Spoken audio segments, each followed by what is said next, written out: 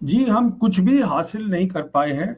और हुआ क्या है, जो हमारी स्टैंडिंग थी, इंटरनेशनल स्टैंडिंग थी, मेरी असेसमेंट में वो भी गिर गई है। और उसका कारण ये है, पूरी दुनिया देख रही है कि हमने क्या अपनी मिलिट्री ताकत दिखाई एक क्राइसिस सिचुएशन के अंदर। तो देखिए, जब आप इस्तेमाल करते हैं अपनी एयर पावर, ये मैं पहले भी बोलता रहा हूं कि बालाकोट में इस्तेमाल करना 2019 में गलत था। तो उस बार जो था वो तैयार नहीं थे, क्योंकि उन्हें पता ही ना था आप ये कर रहे हैं, हमने कभी किया ही नहीं था पहले। इस बार वो तैयार बैठे हुए थे। तो ये आपने, एक पहली बात तो ये है, अगर आप जा रहे हैं दुश्मन के एरिया के अंदर, आपके पास मिलिट्री ऑब्जेक्टिव होना चाहिए। अब वो बार बार ये बोल रहे हैं कि हमारा ऑब्जेक्टिव था, वो मिलिट्री वाले बोल रहे हैं। अभी देखिए, कल जो है प्रेस कॉन्फ्रेंस हुई है, 3 senior officers army, air force, navy के बैठे हैं और वो बार बार बोल रहे हैं, देखिए बहुत इंपॉर्टेंट बात है। वो ये कह रहे हैं कि हमारा जो ऑब्जेक्टिव था वो सिर्फ ये था कि आतंकवादी के जो कैंप है उनको तोड़े, और हम बिल्कुल संयम इस्तेमाल करना चाहते हैं। अरे भैया, अगर जंग है, अगर आप जा रहे हैं उधर, पहली बात तो मिलिट्री आपका ऑब्जेक्ट क्या है? कैंप तो मिलिट्री ऑब्जेक्ट नहीं हो सकता।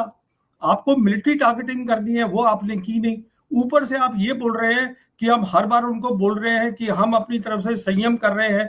इसका मतलब ये है कि आप लड़ाई करना ही नहीं चाहते। उसके बाद देखिए क्या हुआ।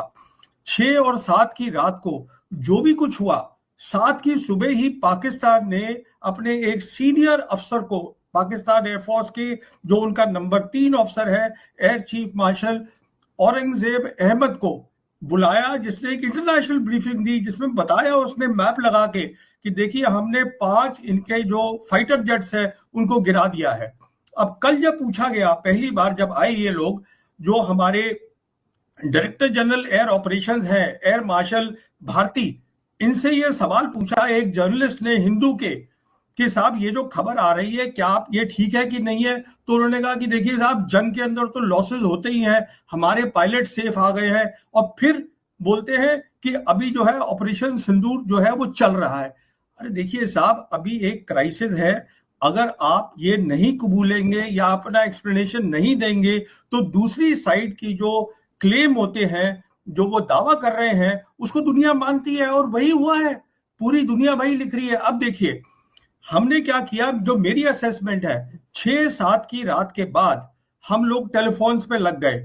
वो क्यों लग गए? क्योंकि 7 तारीख को ही पाकिस्तान आर्मी के जो डीजी आईएसपीआर थे, लेफ्टिनेंट जनरल, उन्होंने ये ऐलान कर दिया कि अभी तक जो हुआ था 6-7 की रात को, वो इंडिया का हमला था, हमने सिर्फ डिफेंसिव एक्शन किया था। अब हम करेंगे अपना, देंगे उनका जवाब।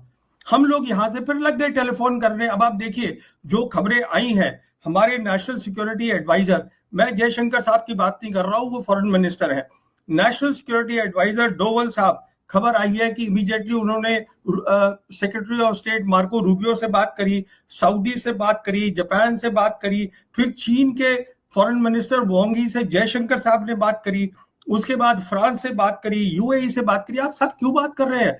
एक तरफ तो आप ये कह रहे हैं कि हम संयम से काम कर रहे हैं, वो आप अपना कमजोरी दिखा रहे हैं कि आप लड़ाई करना ही नहीं चाहते हैं। तो मेरी असेसमेंट में, अगर आप लड़ाई के लिए नहीं तैयार थे, तो ये आपको करना ही नहीं चाहिए था।